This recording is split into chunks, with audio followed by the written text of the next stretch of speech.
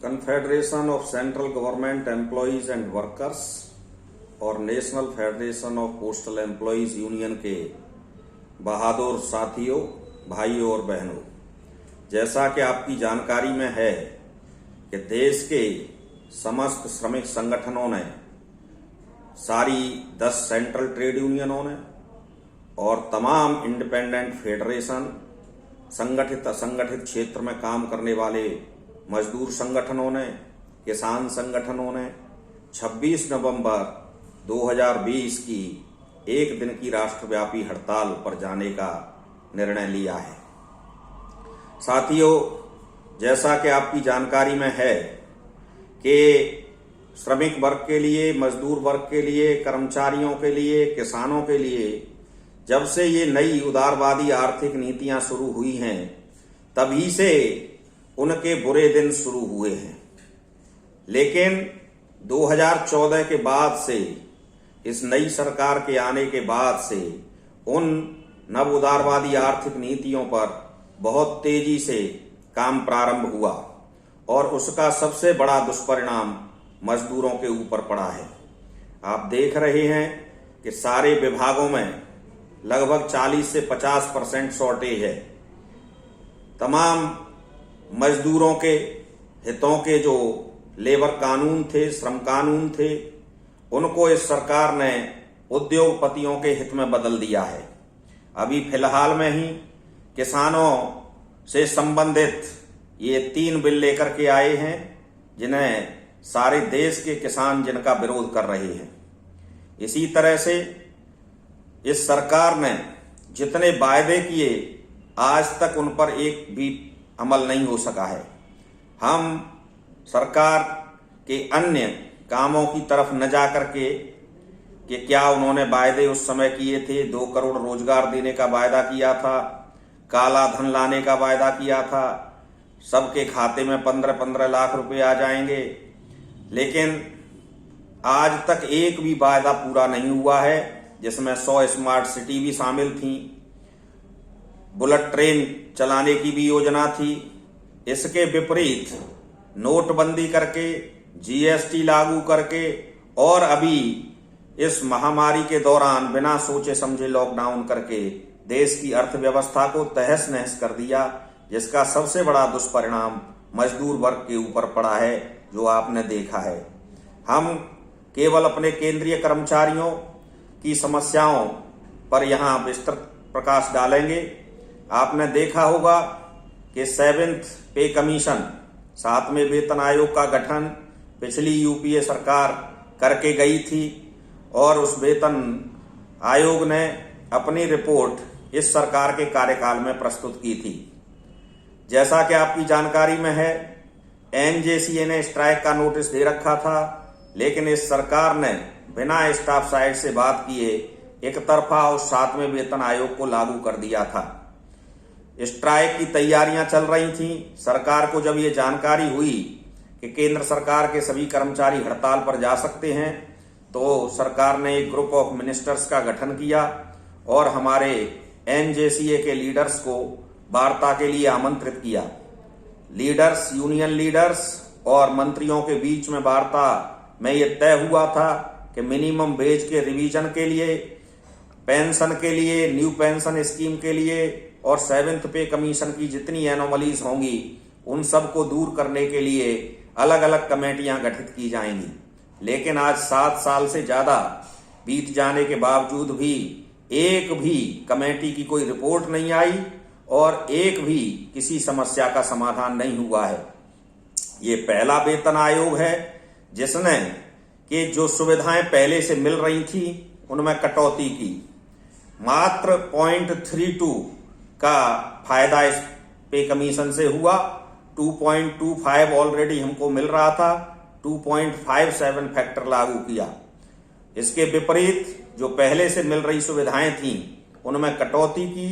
HRA जो 10, 20, 30% के हिसाब से मिलता था उसको 0.8 फैक्टर कर दिया, 8, 16 और 24 कर दिया। हमारे कन्फेडरेशन के प्रयासों से जो चाइल्ड केयर लीव ली गई थी उसमें भी कटौती की गई कि पहली साल के लिए जो महिला कर्मचारी छुट्टी लेंगी उनको पूरी तनख्वाह मिलेगी और दूसरे साल में 80% तनख्वाह मिलेगी। 52 प्रकार के अलाउंसेस खत्म किए गए, सभी प्रकार के इंटरेस्ट फ्री एडवांस खत्म किए गए। राष्ट्रवाद और राष्ट्रभक्ति की बात करने वाली सरकार, उसने पैरामिलिट्री फोर्सेस और डिफेंस फोर्सेस के तमाम अलाउंसेस में कटौती करते हुए राशन अलाउंस तक में कटौती की गई। इस पे कमीशन ने केवल एक रिपोर्ट, एक रिकमेंडेशन सही दी थी, ऑप्शन 1 पेंशन फिक्सेशन के लिए, लेकिन उसको भी लागू नहीं किया गया। इसके विपरीत तमाम वैकेंसियों के होते हुए भी तमाम विभागों को बंद करने की प्रक्रिया शुरू की गई और हर विभाग में 40 से 50% की शॉर्टेज है। उसके बावजूद ये FR 56J और 48H पेंशन रूल्स लागू करके कर्मचारियों की छटनी करना चाहते हैं। इनका उद्देश्य ये है कि ज्यादा से ज्यादा सरकारी विभागों को बंद किया जाए और ज्यादा से ज्यादा कॉरपोरेट सेक्टर को काम करने का मौका प्रदान किया जाए। आप देख रहे हैं रेलवे में प्राइवेटाइजेशन बहुत तेजी से चल रहा है, लेकिन प्राइवेटाइजेशन फेल भी नहीं के समय में हो रहा है। अभी कल ही ये खबर आई है कि जो प्राइवेट ट्रेन तेजस स्टार्ट की गई थी उसे बंद करना पड़ रहा है, क्योंकि उसमें 25 से 30% केवल सीटें भरी जा रही हैं। फ्लैक्सी फेयर जो उसमें किया गया है एरोप्लेन की तर्ज पर, उससे लोग उसमें टिकट बुक नहीं करा रहे हैं, क्योंकि इस देश की जनता की पेइंग कैपेसिटी इतनी नहीं है कि उसको वो अफोर्ड कर सके। अभी डिफेंस की ऑर्डिनेंस फैक्ट्रीज को भी इन्होंने प्राइवेटाइज करने का काम शुरू किया था, लेकिन डिफेंस यूनियनों ने उसका कड़ा प्रतिरोध किया। 1 महीने की हड़ताल का नोटिस दिया, 5 दिन हड़ताल चली और उसके बाद सरकार को कदम वापस लेने पड़े। इसी तरह कोल इंडिया लिमिटेड में इन्होंने प्राइवेटाइजेशन का काम प्रारंभ किया, लेकिन वहां की सभी यूनियनों ने हड़ताल की, इनको वापस होना पड़ा। उत्तर प्रदेश में बिजली का निजीकरण करना चाह रही थी उत्तर प्रदेश सरकार, लेकिन उत्तर प्रदेश सरकार के बिजली के कर्मचारियों ने हड़ताल की, यूनाइटेड होकर के सरकार को कदम वापस खींचने पड़े। इन सारे उदाहरणों का आशय ये है कि अगर हम लोग एकजुट होकर के लड़ेंगे तो निश्चित रूप से ये जो कर्मचारी विरोधी नीतियां हैं इनको सरकार को वापस लेना पड़ेगा। अभी जो 2004 से कर्मचारी भर्ती हुए हैं उनको पुरानी पेंशन योजना का लाभ नहीं दिया जा रहा है, उनको नई पेंशन योजना के तहत लाया गया है। इस नई पेंशन योजना में 10% कर्मचारी का हिस्सा पहले दिन से ही कटना शुरू हो जाता है और 10% उसमें सरकार का हिस्सा जमा होता है। अभी सरकार, चूंकि एक बहुत बड़ा फंड बनेगा और कॉरपोरेट्स को उस फंड को उपयोग करने के लिए दिया जाएगा, तो ये सरकार और ज्यादा पैसा कॉरपोरेट्स को देना चाहती है। तो एक प्रस्ताव आया था कि ये अंशदान 12% कर दिया जाए, 12% कर्मचारी का, 12% सरकार का, लेकिन हम लोगों ने विरोध किया। इसके बावजूद भी सरकार ने 14% शेयर अपना कर दिया है। सरकार कहां से पैसा लाएगी? ये भी आम जनता के टैक्सों से कलेक्ट किया हुआ पैसा है।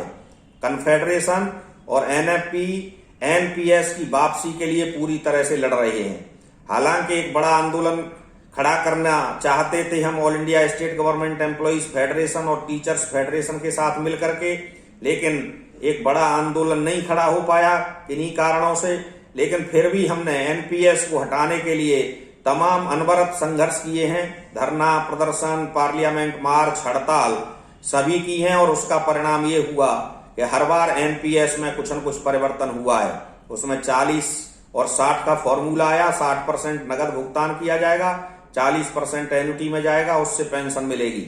अभी पार्शियल विड्रॉल का भी प्रोविजन आ रहा है, फैमिली पेंशन का भी प्रोविजन होने जा रहा है। एक एक करके धीरे धीरे तमाम उसमें बदलाव हर एक आंदोलन के बाद होते हैं। इसलिए ये नहीं समझना चाहिए कि एक दिन की हड़ताल या ये जो भी संघर्ष आंदोलन धरना प्रदर्शन करते हैं वो बेकार जाता है। कोई भी बेकार नहीं जाता है। हमारे टाइम बाउंड प्रमोशन ये केवल PNT यूनियनों, NFPT, कन्फेडरेशन, NFP के प्रयासों से टाइम बाउंड प्रमोशन मिले थे। PNT में 16 और 26 पर टीबीओपी बीसीआर, उसके बाद केंद्र सरकार के सभी कर्मचारियों के लिए 2 एसीपी आई, उसके बाद 3 एमएसीपी आई। लेकिन इस बार के पे कमीशन ने एमएसीपी जो कि फाइनेंशियल अपग्रेडेशन है उसको देने के लिए वेरी गुड बेंचमार्क लगा दिया, जो हटना चाहिए। जितना कैजुअल कॉन्ट्रैक्ट वर्कर्स है वो सब रेगुलराइज होना चाहिए, आउटसोर्सिंग बंद होनी चाहिए, प्राइवेटाइजेशन कॉर्पोरेटाइजेशन बंद होना चाहिए, ट्रेड यूनियनों के ऊपर जो आक्रमण हो रहा है ये बंद होना चाहिए। इसके अलावा अन्य सभी सेक्शनल डिमांड्स आप देखेंगे कन्फेडरेशन के भी चार्टर में, एनएफपी के भी चार्टर में और अन्य सभी विभागीय यूनियनों को हमने ये लिबर्टी दी थी कि वो अपना एक चार्टर विभाग को सौंप सकते हैं। इन सभी मांगों को मनवाने के लिए, उनका निदान कराने के लिए हम लोग सभी आंदोलन के रास्ते पर हैं। ये एक दिन की हड़ताल एक ऐतिहासिक हड़ताल होगी जिसमें 20 करोड़ से ज्यादा श्रमिक वर्ग भाग लेगा।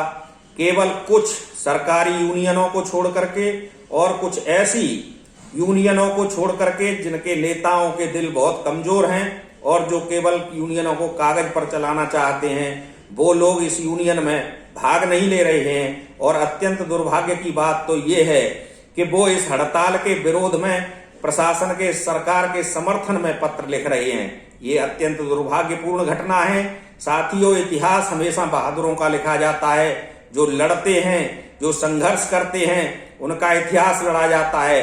जरूरी नहीं कि हर संघर्ष सफल हो और हर हड़ताल के बाद, हर संघर्ष के बाद, हर आंदोलन के बाद सफलता पाई जा सके, लेकिन ये निश्चित है कि उसके बाद जरूर सफलता मिलती है। और ऐसा हर बार हुआ है, चाहे वो 1946 की हड़ताल रही हो, 1960 की हड़ताल रही हो, 1968 की हड़ताल रही हो, 1974 की हड़ताल रही हो और उसके बाद 1984 के बाद से लगातार हड़तालों का सिलसिला, और 1991 से जब से नव उदारवादी आर्थिक नीतियां लागू हुई हैं तब से ये सिलसिला निरंतर चल रहा है।